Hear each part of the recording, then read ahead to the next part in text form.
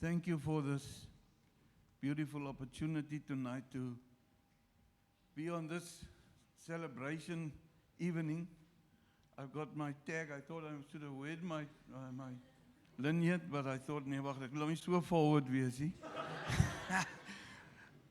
Is Rowellen and Astrid here? Family of them? No family of them, so they need second base. So I believe in honoring.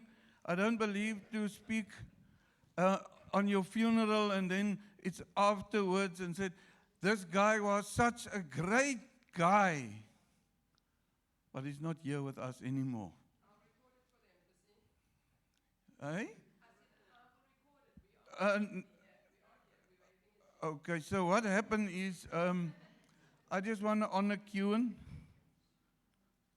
Man, the way you treat that youngsters, everybody the same, with headaches, without headaches, the problematic ones and the beautiful, soft-hearted ones. So I got something for Kewan. This is for road trip. For love you always, always. Okay, so this one was supposed to go to Rowellen and Astrid because he made me, on my birthday, the best roast. There's Megan and Pastor Kim, who made me the best roast on my birthday. So I hope you will get them to them.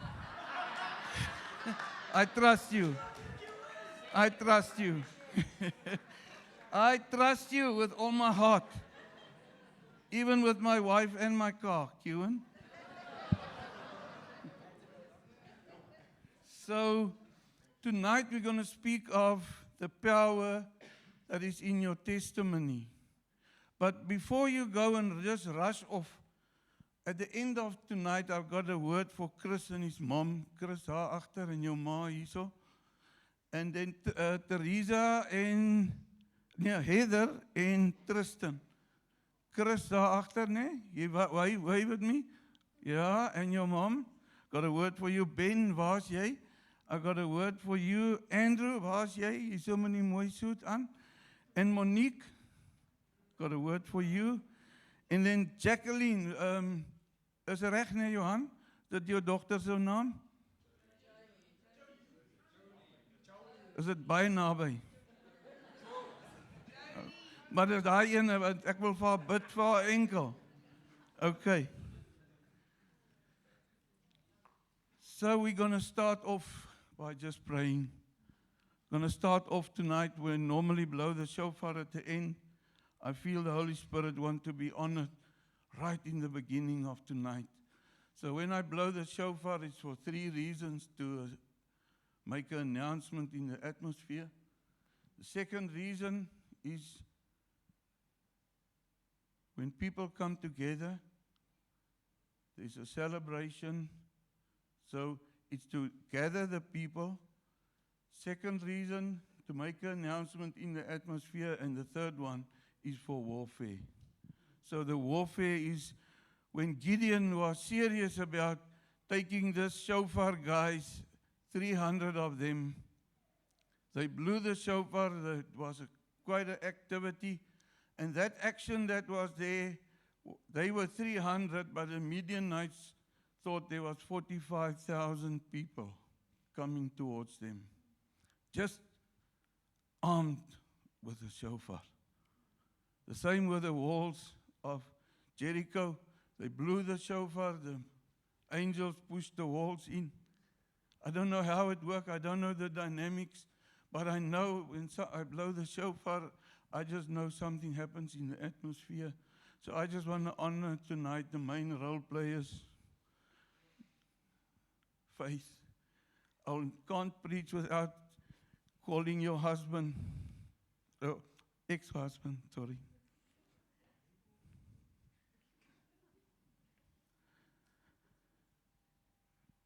My daughter was the backstage manager, and Mr. Everard was the ones who wrote the plays.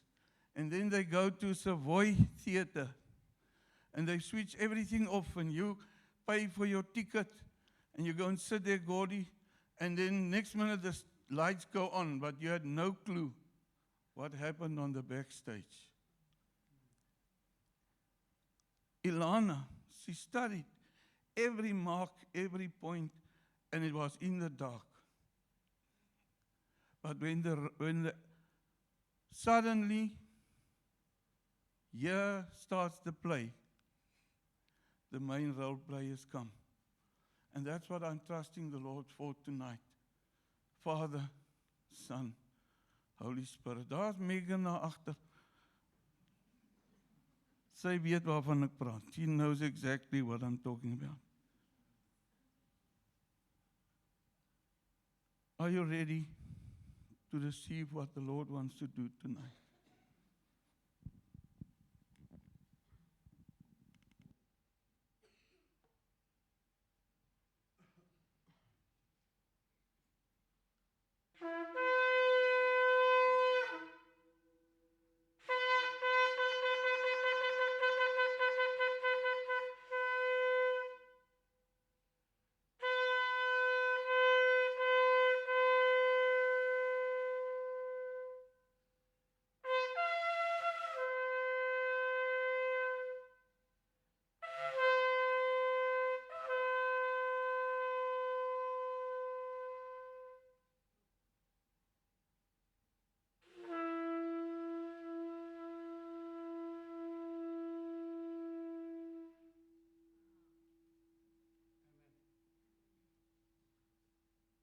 My prayer is, Lord, that I will disappear, that you will appear. Pray that I will be the backstage, Father, Son, and Holy Spirit, that you will take the front, be the main role players of this evening. In the name of the Father, the Son, the Holy Spirit. Amen. So we're going to start off in Revelations 12, verse 9 to 12. You guys can help me, follow me. Is that what it says there? Or is that what your Bible says? Can you read with me? Can we all read together? And the dragon was hurled down.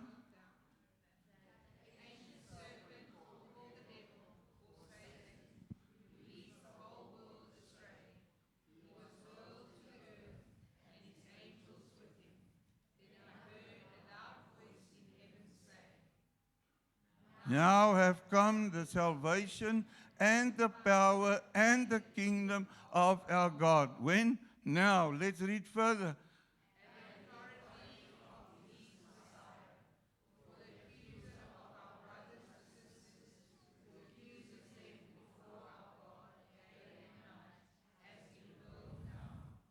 And now, verse 12.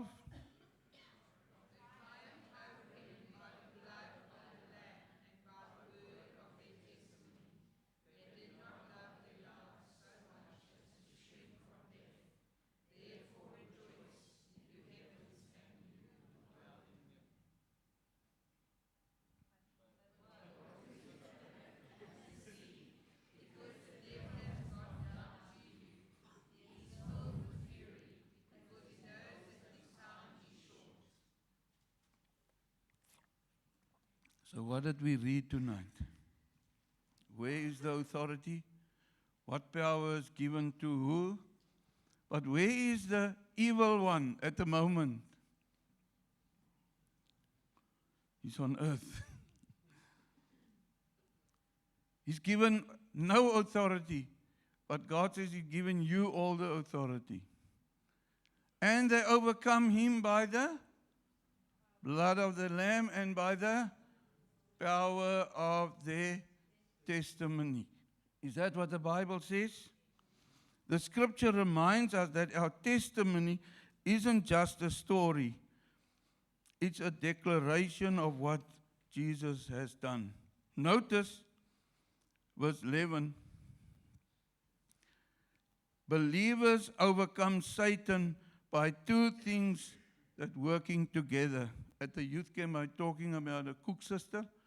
A cook sister is two sisters that do the twist, and you can do it in in syrup or you can do it in coconut, né?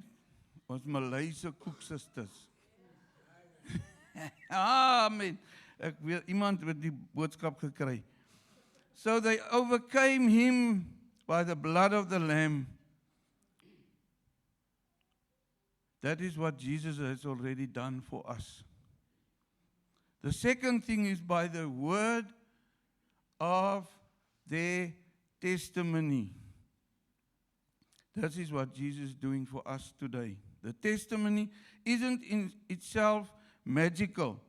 The power comes from Christ's work. So it's not your magic. It's just your testimony. The power comes from Christ's work, but when we speak about His work, we bear witness of His victory. Is julle nog hier? Is everybody here? Imagine you standing in court. A witness doesn't have to be a lawyer or advocate or the judge, or you don't need to have all the answers. A witness simply tells the truth about what they have seen and experienced. It does make sense, Dion. That's exactly what our testimony is about. And that's what I want to, before we leave here, let you focus on that. You don't have to know all the answers in the Bible. You don't need to win all the arguments because you got this testimony, Pastor Mark. You simply tell people this is who I was. This is what Jesus did. This is who I'm becoming. No one can argue with your personal experience. So what does make your testimony so powerful?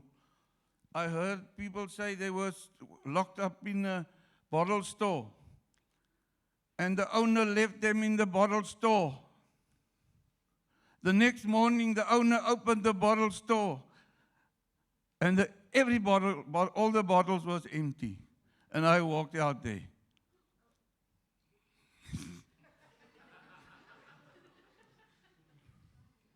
Is it about how much you can drink, or how much bottles you can empty, how much things you did in the bad things? And then where's Jesus? What is He doing? Do you give honor to Him? At least you need to say something about Him, not testify about how bad and how worse and how your past been, because you must left your past. Amen? Why does Satan hate your testimony? Verse 10 calls it the accuser. That's one of the primary strategies. He whispers in your ear, you're not good enough. God could never use you. Look what you've done. You're still the same person. You will never change. You've heard that before? People say that? But your testimony answers every accusation. When Satan says you're guilty, your testimony says, yes, I was, but Jesus forgave me. When he says, you will never change, your testimony says, look what Jesus has already begun to do in my life today. So there's a few red lines in my next 3 pages. I just think we just need to say this together. I'll first say it, and then you can think about it, and you can say you want to repeat it. Every testimony points away from us and back to Jesus. Kan ons dit sê? Can we say that? Every from us. Yeah, that's what it's about. What He's doing in my life. Not everyone has a dramatic story. Sometimes we compare ourselves with someone with an incredible testimony of addiction, crime, miraculous healing, and think, ach nee, wat nou, well, my testimony isn't that excited. But that's not how God measures it. God don't see us in that way. Jesus rescued me from addiction. Another one might be, Jesus protected me from even getting to that point. So you don't need to get there. So everybody's testimony is different. Ek sien Tannie Evie stem saam met my daar agter, so kry daarom een yes uit die gehoor uit. So this is another red line. Both are miracles. Kan ons dit sê? Both are? The greatest miracle isn't how bad your past was. It's about that Jesus saved you. Did Jesus save you? Amen. Is there anybody that's not saved here tonight? Is there anybody here that says, I've never given my life to Christ? Is there anyone here that says, if I leave that building, I'm still going to be the same person as I came in here? This is what the Holy Spirit says. He wants to change lives. You want to turn your past, because your past will never determine your future. Is that true, Andrew? Amen. So my testimony, I'm not going to give you a testimony of old stuff and old complaints. I'm giving you a fresh one.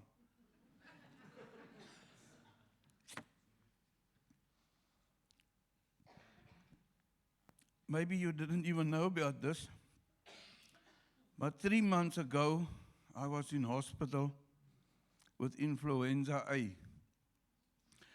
The doctor came, they did the tests, went to hospital with blood pressure is hoog. Dion, 180 oor 120. Then the doctor kept me there, put a tablet under my tongue, kept me there by Medicross. She's very nervous. 15 minutes later, 199 oor 99. 199 over 99. I mean, that is not normal. So, I went to the hospital. They did the COVID test 2 hours later, not even 3 hours, 2 hours later. Close goes the doors. Here comes a sister with a plastic suit on, with a hat, with gloves. I said, no. I was okay just now, but now I'm not okay anymore. Drip comes in. Yo, Mr. Sharky, I don't know if you've ever seen this.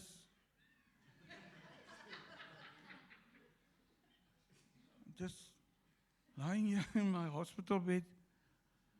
The sister said, you're positive, and this is not a virus that you can play with. This is highly contagious. So every 4 hours, ek het 'n vitamine drip, ek het 'n groot drip, ek het 'n klein drip. I don't know what drips I've got, but I've got was on this drip for 3 days. Tuesday, Wednesday, Thursday. So here is my testimony. Not hoe dronk ek was en hoeveel vrouens ek gehad het. En dit is nou ander ouens se testimony. Huh? Ons compare mos wie die slegste lewe, ons kyk wie die worst testimony. I'm giving you a fresh testimony, a fresh one. The Thursday night. Now you know, if you know Greenacres and you're isolated, there's nothing you can do. You just need to stay in your room. I've got a blue blind that closes the room. It's closed the blinds and the door is closed, and The lights is off and only my headlight here at the back was a problem with Debbie because Debbie can't visit me. Nobody can come and visit me. They must leave the stuff at the front there by the sisters if they need to give me something. Thursday night, evening, entered the door and the mass. Ek deur mekaar, here opens the blinds. Auntie Megan. And the next minute, here's a sister.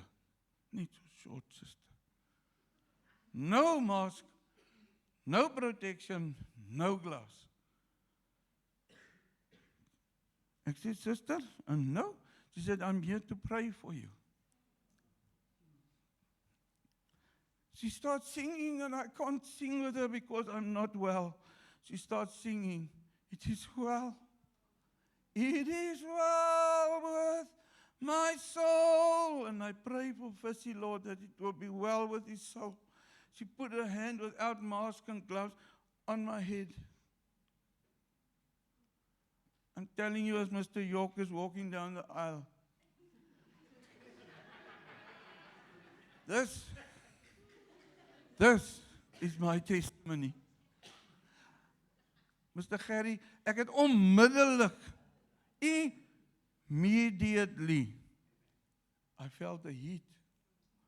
Ek did, dis die bloeddruk hierdie nie. This is not right. I've never had such a heat wave over my body, ever in my life. With one hand, I thought, wat gaan aan?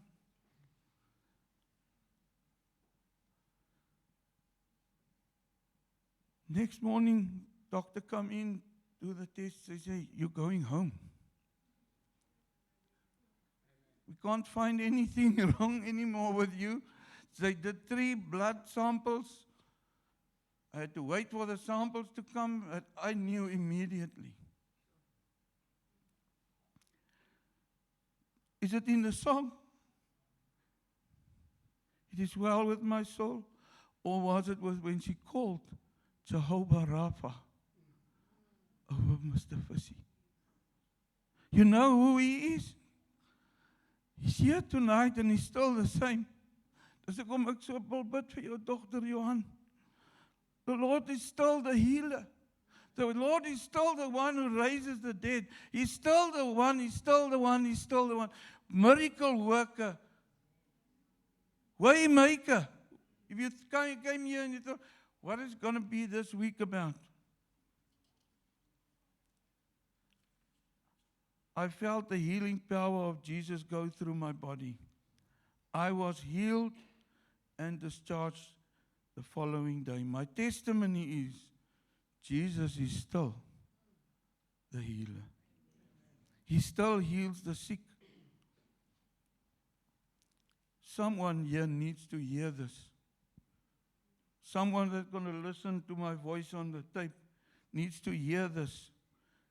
He never changed. He was yesterday, he's today. Tomorrow morning, if you wake up, he will still be Jehovah Rapha. He will still be Elohim. He will still be Jehovah Nisi. He will still be the one who can come to your house and touch you where you are. Our testimony doesn't only defeat the enemy, it strengthens someone else's faith. When you tell someone how God answered your prayer, they begin believing He'll answer theirs. When you say,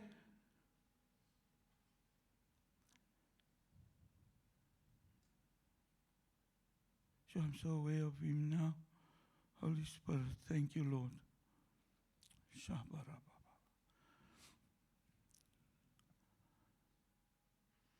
What are you facing at this moment?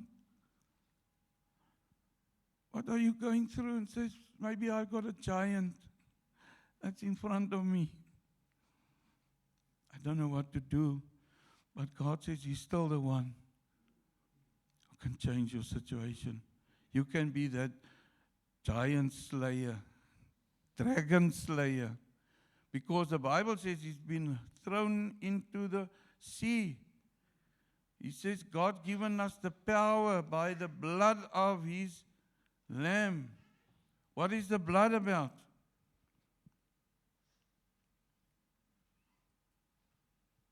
What is your testimony about? How is your testimony looking? So here is the word, one of the scriptures Kewan shared with me, Colossians 2, verse 6 and 7. And this is also what I shared with the youth. Do not drift and stay rooted. So this is stay rooted. Colossians 2, verse 6 and 7. So then, gaan julle nie saam met my lees nie?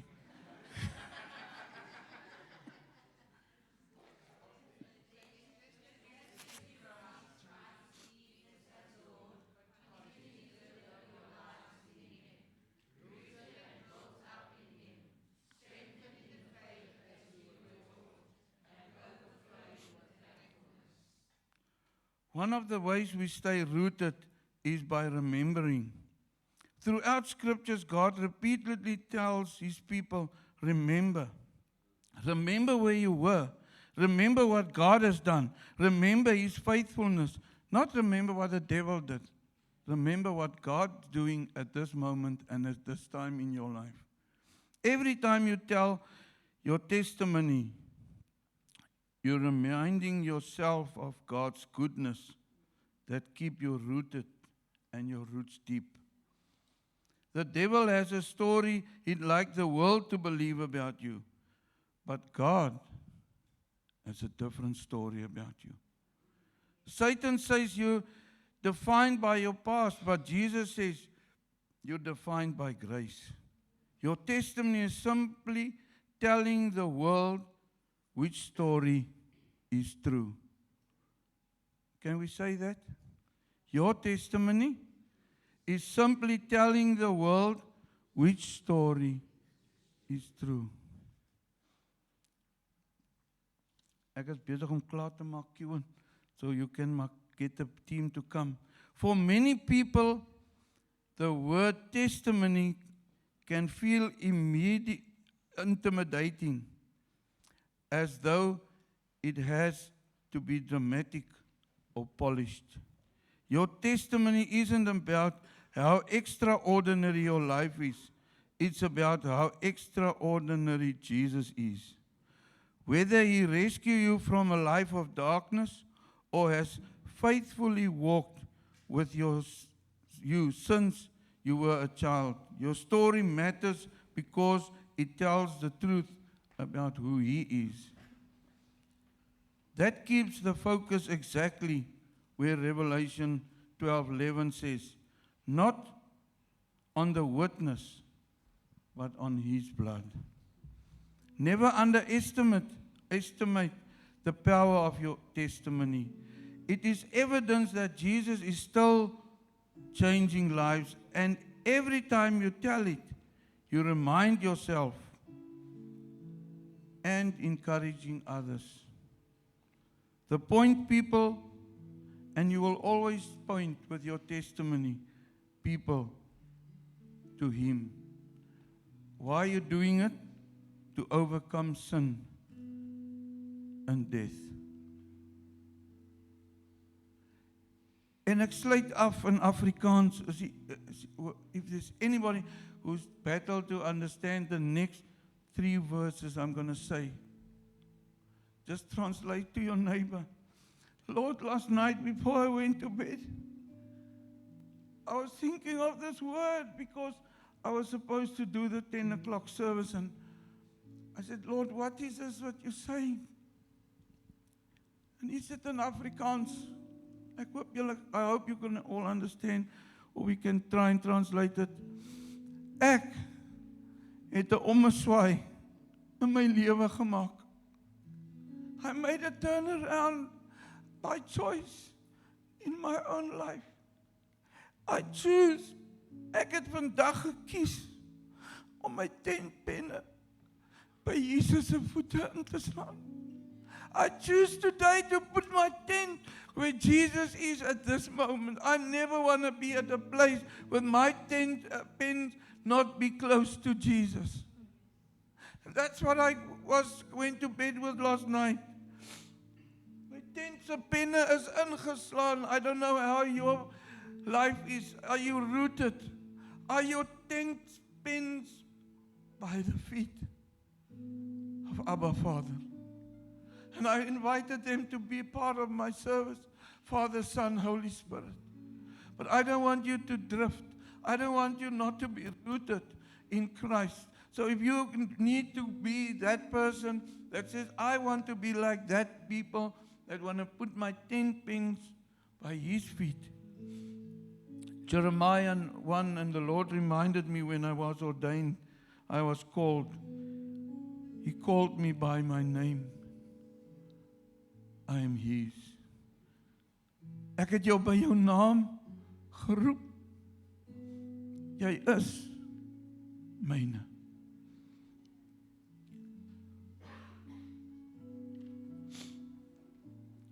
I called names on and because of the time, ek hoop ek het te lang gepraat, het ek lang gepraat?